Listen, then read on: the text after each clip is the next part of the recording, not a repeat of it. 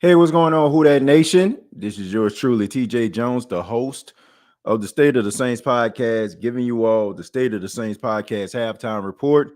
The New Orleans Saints are all tied up with the Pittsburgh Steelers by a score of 10-10.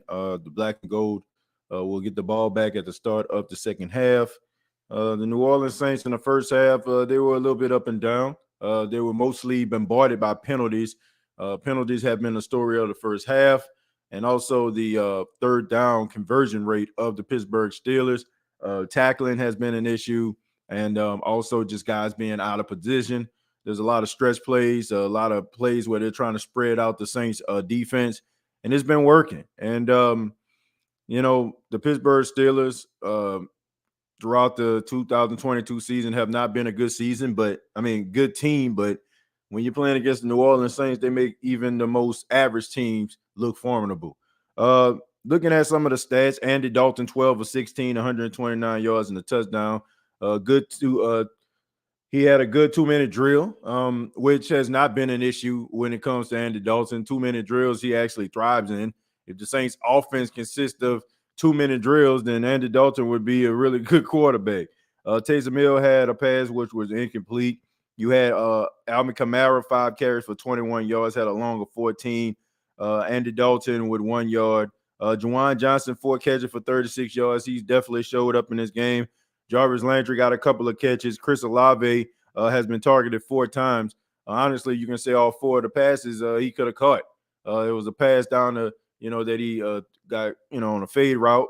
He should have caught the ball. Good play by, by the defender for the Pittsburgh Steelers, getting the ball out of his hand.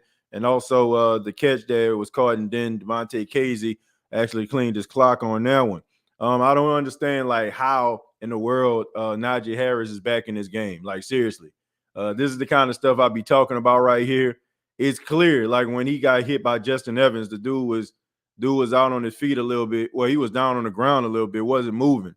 But then all of a sudden he gets back up and he gets back into the game. I mean, y'all see. I mean, honestly. But anyway, Juwan Johnson is having a really good game. It's good to see him stepping up. He's definitely emerging as probably the best tight end on his team. And also, you had a couple guys that stepped up as well. Caden Ellis had a sack in the game. He had a sack last week. Demario Davis is leading the team in tackles right now with 5.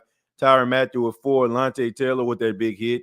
He's rising to the challenge. PJ Williams is out there playing.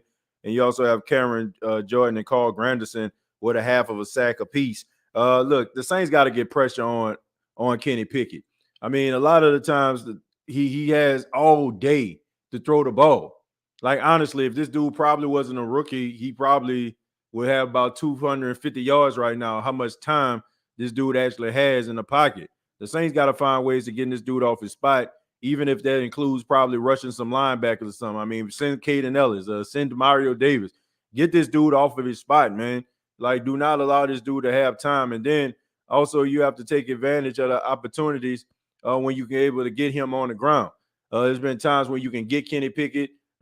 He slides through their fingertips and he gets about 5 to 7 yards. Like, let's try to make sure that they make life hell for this dude so they can get the ball out of his hands. I mean, there's been times where the Saints had opportunities to get turnovers. Like, they had opportunities to get interceptions. Like, I don't know, man. This like I ain't never seen a team like this. Like normally you'll have like some guys that they catch the ball when they get in their hands, but I mean ball flawing like Chris Harris. That was a good play by him, but that should have been an interception. Lante Taylor, even though it pass interference, that play should have got caught, but it wasn't. Like it's just I don't know, man. It's just these guys in the secondary, man. They definitely got stone for hands, and they definitely play in the right position that God intended them to play because Lord knows they can't play receiver. In the second half, I just expect for the Saints to try to be balanced, try to get those tough yards, try to sustain some drives, put yourself in short yardage situations, maybe 3rd and 4 and 3rd and 2. Also, you have to cut down on these penalties.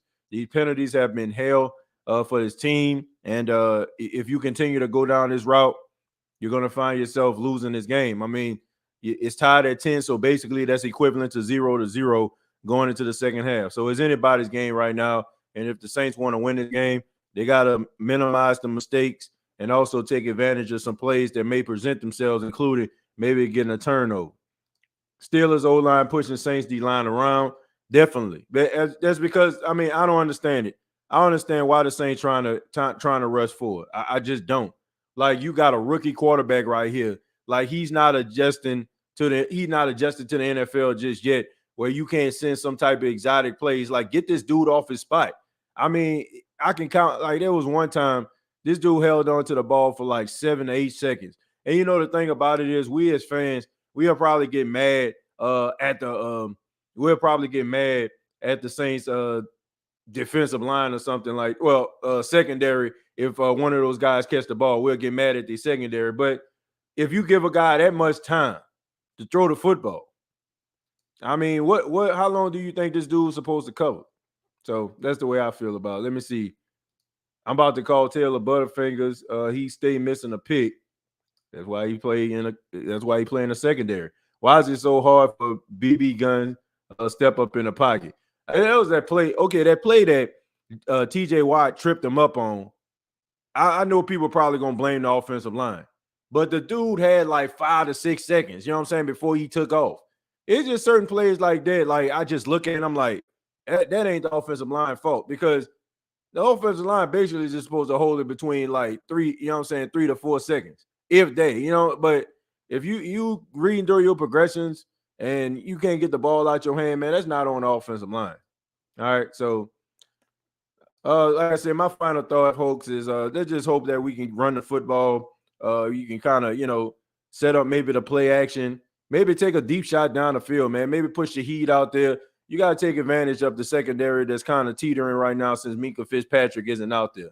So let me just say this also. Let's try to utilize Juwan Johnson a little bit more, because it seemed like to me like he's winning his matchups. I think the ability of being that tight end and used to being a wide receiver kind of is helpful for him. So the post-game show will be followed after the game, win, lose, or draw, right here on the State of the Saints podcast. Thank you all so much for checking out the State of the Saints podcast, where we talk New Orleans Saints. Enjoy the second half. Hopefully the Saints give us something positive to talk about. All I got to say is, who dat?